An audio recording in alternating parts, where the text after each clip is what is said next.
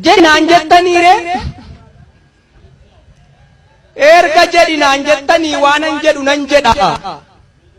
waan hundumaa dursee garuu handaaqoo kormaaf dhaltuufan dhaamsa koo dhaamuu fedha yaa handaaqoo kormaa nana kan foon mataatti baattu yookiin ofii keenyaattu yookiin namaaf hin laattu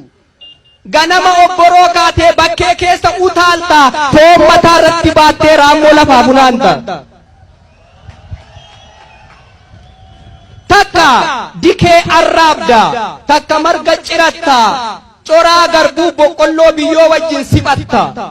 wanta rabbi siif laate foon diimaa otuu baattu maali kan gad deebitee arcaa baqii nyaattu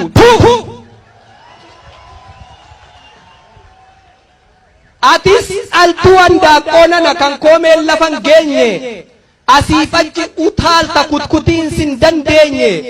seera handaaqoo ganamaa dagaddee aadaaf safuu ni hallatta ni qotta kosiif biyyoon sin hafu urufa dachee bal'aa bakkuman dhibiin keessaa baalleedhaan gargar haatee awwaara gidduu teessa maal akka baatun beektu garaan dachee kun jalli gaduma qotaa oolta sitti baree amalli dhiisi jennaanis diddee iman dhageessu duruu barana qottee baafatta albee morma kee muruu lakkii yaa lukkuu nanaa lukkuu qalbiin haphataa dhiisi kan jedhan dhiisi dhuma keetu salphataa